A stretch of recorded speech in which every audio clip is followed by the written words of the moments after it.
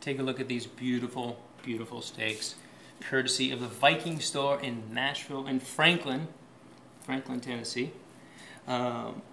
It's just, you see the marbling in here. You know, as a chef, we look to see the firmness. If the steak doesn't have a lot of resiliency, it may have been frozen at one point. So when you're just looking at a nice piece of steak, this is beautiful. It's fresh. It's very bright, vibrant. The fat is not discolored in any way. It has a nice clean color to it. It's not browned. It's not. There's no blood. So this animal has not been sort of mistreated, and we hope. And so this is a beautiful steak, and quite honestly, this steak as it is with this fat cap can go right on the grill. You can sear it in a non-stick pan, put it in the oven to finish.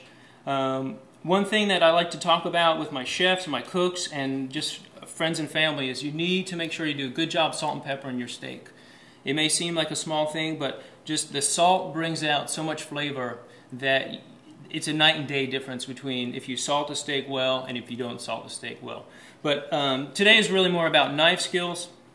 So even though this steak can, if this is the way you like to eat it, you can have that fat cap on there. You can go ahead and cook it. A couple of options that we do have, if you want to do a nice plated dinner at your house, you want to sort of step it up and clean it up a bit. This nice loin here, you can actually cut it right in the middle.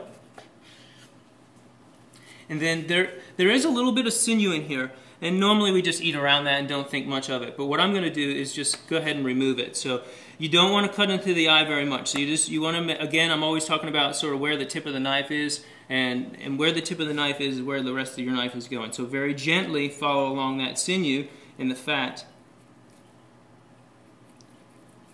And we're just going to make sort of a little, what's going to look like a little beef tenderloin, but it's New York strip. And you can actually tie it if you have some butcher's twine.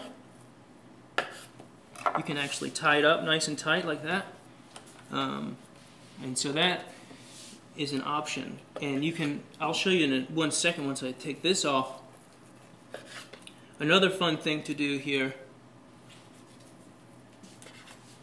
Move that off. So again, you can truss them if you'd like. If not, it's a nice firm piece of meat, so it's not going to spread out. You can also come in here and just cut a little hole. So the tip of the knife to the right, the tip of the knife to the left, so you can take your knife out and then just tip. You don't want to cut a big hole in there.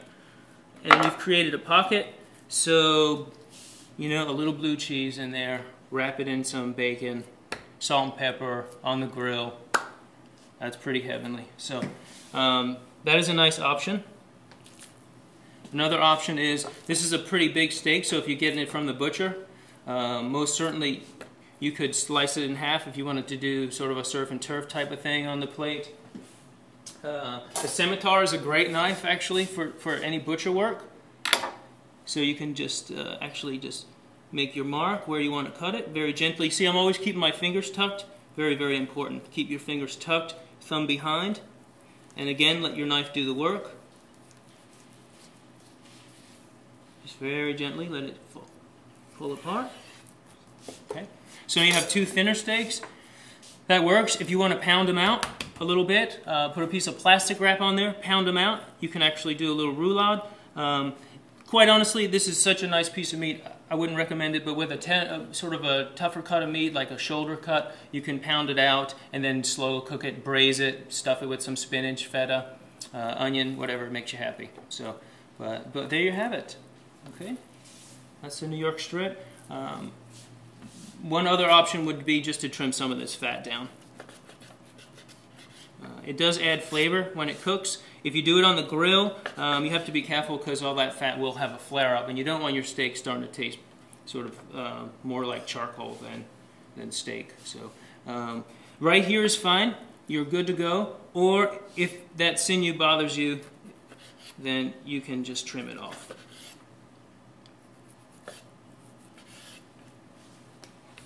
And you have your tail, which is, again, you can just trim a touch of fat off of that if you want. So totally edible option right here. Everything there is good to go. You won't have anything left on your plate, and it's beautiful.